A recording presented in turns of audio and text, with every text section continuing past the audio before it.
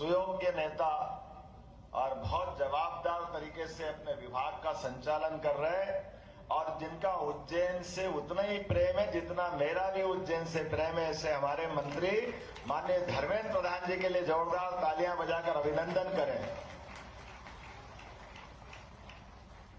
हमारा अपना आज का इस कैंपस का शुभारंभ विक्रमोत्सव का एक हिस्सा है और विक्रमोत्सव का हिस्सा होने के नाते से मैं एक और आनंद महसूस कर रहा हूं। इस कार्यक्रम की शुरुआत यशस्वी प्रधानमंत्री माननीय नरेंद्र मोदी जी के माध्यम से 29 फरवरी को की गई थी उज्जैन के उस आयोजन को, जब दुनिया की पहली वैदिक घड़ी का शुभारंभ यशस्वी प्रधानमंत्री माननीय नरेंद्र मोदी जी ने किया था। काल गणना का वो केंद्र जिसकी हजारों हजार साल से पहचान रही है, ऐसे में अभी हम ग्रीनविच से अपना स्टैंडर्ड टाइम लेते हैं, भारतीय स्टैंडर्ड टाइम की बात भी करते हैं, लेकिन वैदिक घड़ी का स्टैंडर्ड टाइम अभी ये रिसर्च की बात है। लेकिन ऐसे मामलों को लेकर भी एक IITN कानपुर ने अपना एक ऐप बनाया और उसको दुनिया के सामने प्रस्तुत कर दिया। हमारे ग्रह नक्षत्र तारे सबकी गणना करने के लिए भारतीय दृष्टिकोण क्या हो सकता है, भारतीयता से कैसे सोचा जा सकता है, यह अद्भुत प्रयोग हुआ और आज हमने देखा कि वैदिक घड़ी बनकर के सबके बीच तैयार है। जोरदार अभिनंदन करें माननीय मोदी जी के उस शुभारंभ का। और अभी 4-6 दिन की बात है, मोदी जी ने शुरुआत की उज्जैन का वो मान बढ़ाने की, जिसके कारण से हजारों हजार साल से उज्जैन का अलग दुनिया में मान सम्मान पुराने समय था, लेकिन आधुनिक काल में वो मान सम्मान पुनर्स्थापित हो, मध्य प्रदेश का मान पुनर्स्थापित हो। और केवल मध्य प्रदेश का नहीं, दुनिया के 200 से ज्यादा देशों में हमारी वो ज्ञान की ध्वजा फिर लहराने लगे। इसलिए ये बड़ा निर्णय किया गया था। मुझे इस बात की प्रसन्नता है, आज उसका अगला पड़ाव आया है। उज्जैन में खगोल विज्ञान की दृष्टि से एक बड़ा कदम उठाया माननीय धर्मेंद्र प्रधान जी के मौजूदगी में। जोरदार अभिनंदन माननीय धर्मेंद्र जी का इस नाते से भी।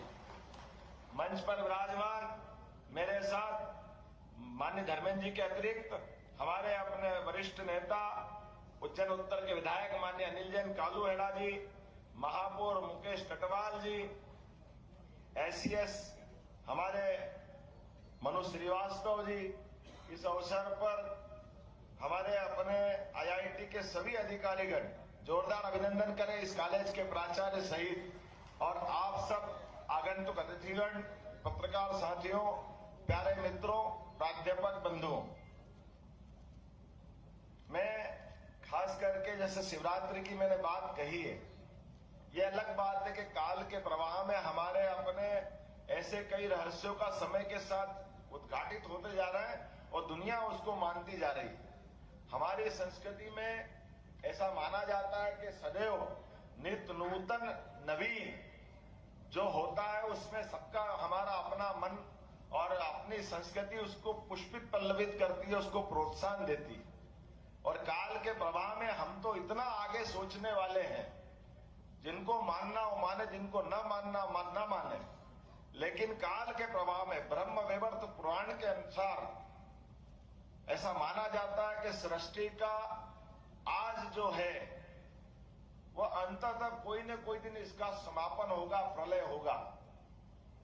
तो जब प्रलय होगा तो फिर उद्भव भी होगा, और प्रलय और उद्भव के बीच में हर एक काल गणना का समय उसका नियत है, वो समय कभी कम ज्यादा नहीं हो सकता। ऐसे में समय के साथ जब प्रलय होगा और प्रलय में ये सब कुछ नष्ट होगा, जब नष्ट होगा तो फिर उद्भव होगा।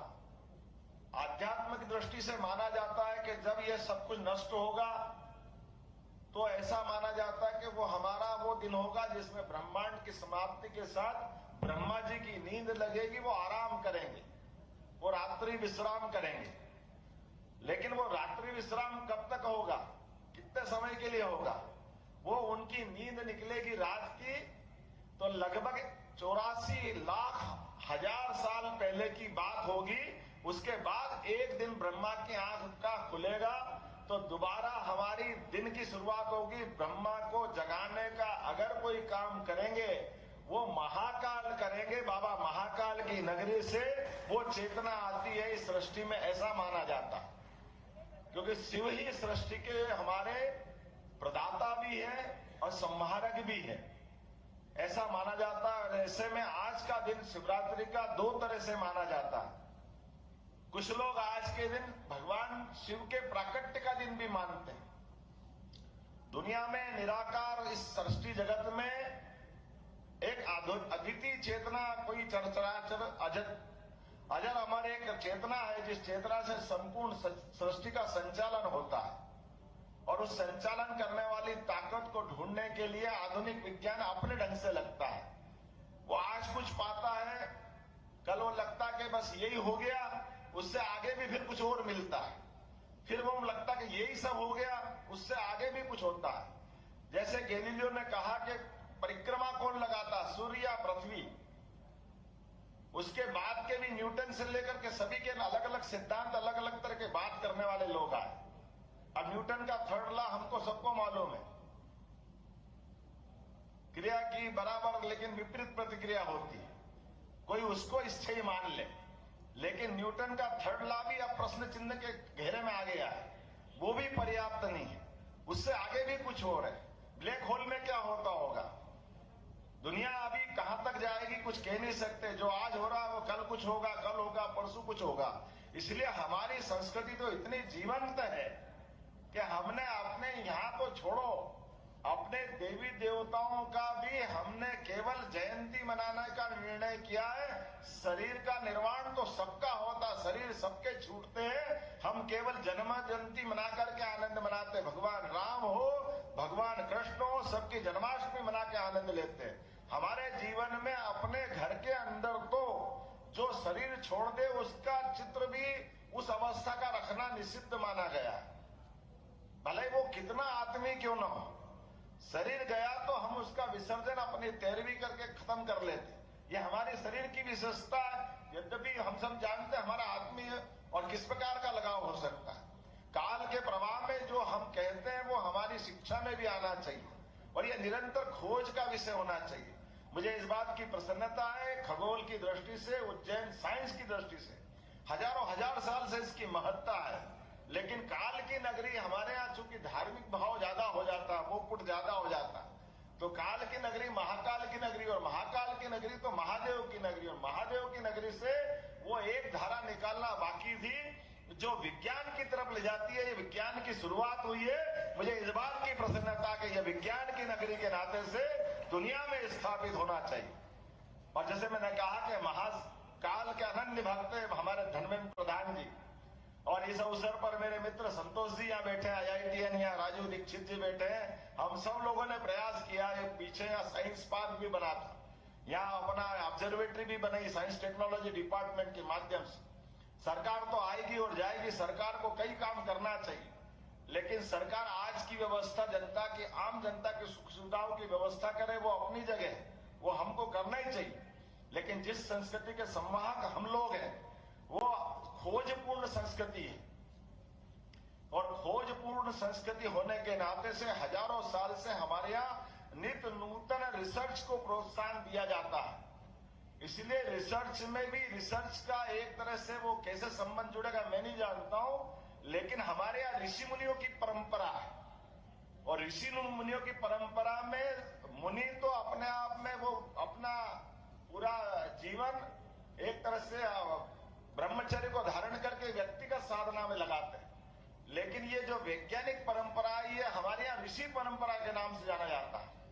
वैज्ञानिक यानी ऋषि मतलब रिसर्च करते हुए दुनिया के अंदर जो सुव्यवस्था स्थापित हो जाए और उनके अंदर जो बेहतर से बेहतर हो सकता है, ये एक तरह से वैज्ञानिकता से जोड़ने वाला एक मार्ग है। इसीलिए जब भी हमारी संस्कृति पे आक्रमण हुए, आज नहीं हजारों हजार साल से, तो वो आम जनता को कोई आक्रमणकारी मारने नहीं आया, वो मारने आए हमारे ऋषि मुनियों को। उन्होंने कहा अगर भारत को कब्जा करना, भारत का अगर खत्म करना, भारत की भारतीयता मिटाना है तो आदि काल से हमारे ऋषि मुनियों पे अटैक किया। वो आज के काल से और पुराने काल से हम देख सकते हैं, लेकिन बदलते दौर का भारत है यशस्वी प्रधानमंत्री के नेतृत्व में अब हमारा अपना उज्जैन सहित पूरी दुनिया में भारतीय संस्कृति की परचम नगर लहरा रहा है। तो ये इसी प्रकार के नवाचारों के लिए जाना जाएगा और काल के प्रवाह में दुनिया यहाँ आकर के शिक्षा ग्रहण करेगी, हमारी अच्छाई दुनिया सीखेगी, वसुधैव कुटुंबकम की भावनाओं को लेके चलेंगे। आज ये इतना बड़ा काम हुआ, हमारी कैबिनेट तो बाकी है, लेकिन धर्मेंद्र जी ने कहा कि सुबह शीघ्रम करना है तो देर क्या करना। हमने कहा कि आप अपना ये IIT का अपना एक deep tech research centre Ujjain में खुलना चाहिए। तो उन्होंने कहा जरूर खुलेगा, लेकिन खुलने के पहले वो 2-3 साल निर्माण में लगेंगे। 275 करोड़ की हमको मंजूरी देना है, 275 करोड़ की भारत सरकार ने दी, लेकिन उससे पहले अपने पैसे से ये 3 लेबोरेटरी की शुरुआत करा दी हमारे यहाँ से, ताकि जो काम करना वो दिखना चाहिए। और यही प्रधानमंत्री का हमारा ध्येय होता है कि विचार अगर आया मन में तो फलीभूत भी होना चाहिए, सामने भी दिखना चाहिए। और मुझे इस बात की प्रसन्नता है, धर्मेंद्र जी को एक बार फिर बधाई, और पूरी टीम को। आपने भी कम समय में और हमारी मध्य प्रदेश सरकार के इस इंजीनियरिंग कॉलेज का कैंपस का भाग्य बदला है। आपने कहा कि हम अपने 50 विद्यार्थियों को IIT के माध्यम से आप उनका शिक्षा दीक्षा IIT इंदौर में करा रहे हैं। और मैं आपको आश्वस्त भी करता हूं और आपसे आश्वासन भी चाहता हूं कि हमने संकल्प लिया है, हमारे सभी इंजीनियरिंग कॉलेज आपके IIT की तर्ज पर उसी प्रकार के अपने कैंपस का रूप धारण करें। विद्यार्थी वो सब सीखे जो IIT के माध्यम से आप सबके बीच बांटते हैं। भारत सरकार के साथ मध्य प्रदेश सरकार मिलकर इस पे चलेगी, इस पे काम करेगी। लेकिन यहाँ जो अभी आप काम कर रहे हो वो कोई कम नहीं है। लेजर विज्ञान, अनुप्रयोग, क्या उसका आनंद आ रहा, खगोल विज्ञान, मेक स्पेस, कितने प्रकार की चीजें। अब ये कितनी सहज जानने वाली बात है। आप तो नदी जोड़ो अभियान पे भी काम कर रहे हैं, नर्मदा वैली के लिए भी काम कर रहा है IIT, और अब हमारा मेडिकल डिवाइस पार्क बन रहा है। ऐसे कई मामलों में आपकी अत्यंत आवश्यकता पड़ेगी। ये डीप टेक रिसर्च पार्क के माध्यम से हम पूरे प्रदेश के लिए एक बहुत बड़ी उपलब्धि हासिल कर रहे हैं। पूरे प्रदेश की जनता को, 8.5 करोड़ जनता को बधाई। ये जो प्रयोग हो रहा है इसके माध्यम से भविष्य में एक नया दरवाजा साइंस के माध्यम से आधुनिक समय में खुला है। और मैं अपनी ओर से पुनः एक बार सबको बधाई देता हूं। खास करके इस सरकारी इंजीनियरिंग कॉलेज के अंदर हमारे बच्चों को भी लाभ मिलेगा, प्राध्यापकों को भी लाभ मिलेगा, और हम और आप जब बढ़ेंगे तो ये तो शुरुआत हुई, इसका अंत तो क्या होगा, कहाँ होगा, कोई नहीं जानता। निश्चित रूप से बहुत आगे तक जाएंगे, ये पूरा लाभ उठाएंगे। बहुत बहुत धन्यवाद। भारत माता की जय। धन्यवाद महोदय। माननीय धर्मेंद्र प्रधान जी भी ऑनलाइन माध्यम से हमारे साथ जुड़े हुए हैं। महोदय अपने व्यस्त दिनचर्या में से समय निकालकर हमारे साथ जुड़ने के लिए कोटि कोटि धन्यवाद। अब मैं आपसे अनुरोध करती हूँ कि अपने अमूल्य विचार हमारे साथ साझा करके हमें अनुग्रहित करें।